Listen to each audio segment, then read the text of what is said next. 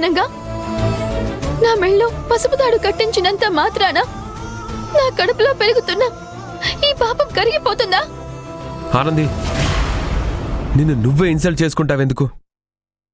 అశ్విన్ కట్టిన ఈ తాళితో నీ గురించి ఎవరూ బ్యాడ్ మాట్లాడడానికి కూడా డేర్ చేయరు. ఇక నీ ఫ్యూచర్ అంతా అశ్వినే చూసుకుంటాడు.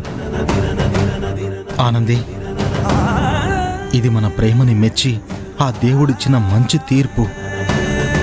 నాకు నీ మీదున్న ప్రేమ ఎంత పవిత్రమైందో, మరెంత గొప్పదో ఇక్కడ చాలా మందికి తెలుసు.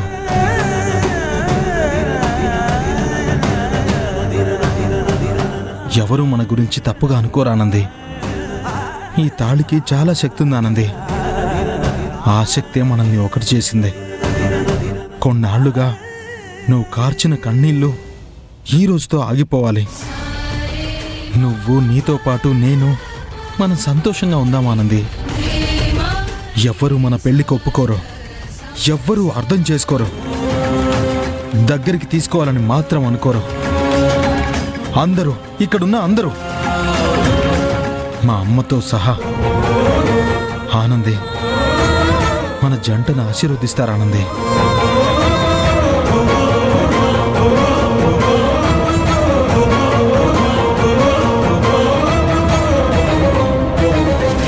అది జన్మలో జరగదు. ఏ ఆనంది, మొత్తానికి సాధించావుగా.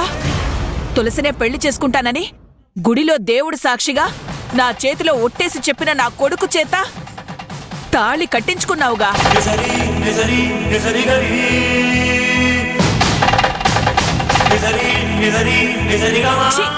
నీది ఒక బ్రతుకేనా? ఆపమా.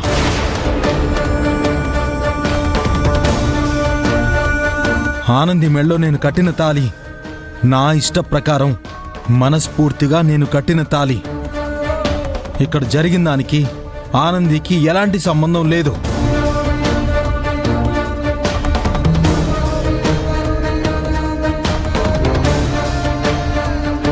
నేనింతకు తెగించడానికి కారణం నీ మొండితనం. ఇదిగో ఈ తులసి నా మీద, ఆనంది మీద చేసిన కుట్ర కాదా? కాదని చెప్పు చూద్దాం. ఈ తులసి మాటలు విని కన్న కొడుకుని, కన్న కూతుర్ని ఎంతలా బాధ పెట్టావో నీకు తెలీదా? ఇవన్నీ అబద్ధాలా? ఏంటి, గుళ్ళో ఒట్టేసి చెప్పానంటావా? అవును, గుళ్ళో ఒట్టేసే చెప్పాను. నా చేత అలా చెప్పించిందెవరో? ఇదిగో ఈ తులసి.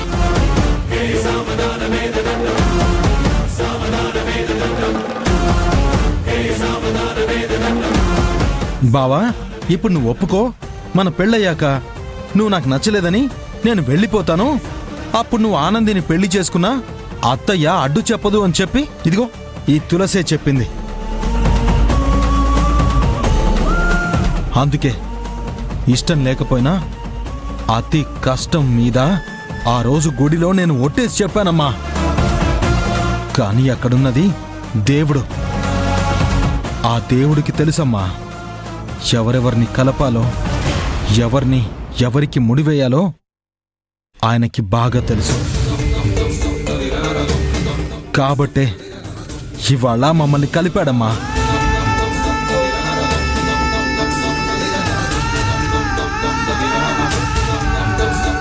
ఆనంది ఎలాంటి తప్పు చేయలేదమ్మా.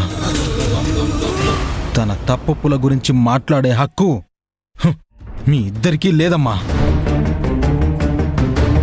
నాకు భార్య అయ్యే అర్హత ఈ తులసికి లేదు. అవునా? మరి తల్లి కాబోతున్న ఈ మహాతల్లికి మాత్రం నా కోడలయ్యే అర్హత ఉందా?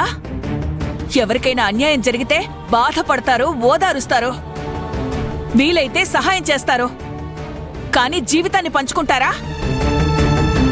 ఈ చెడిపోయిన దాని మెళ్ళో తాళి కట్టి ఘనకార్యం చేసినట్టు గొప్పగా చెప్తావేంట్రా?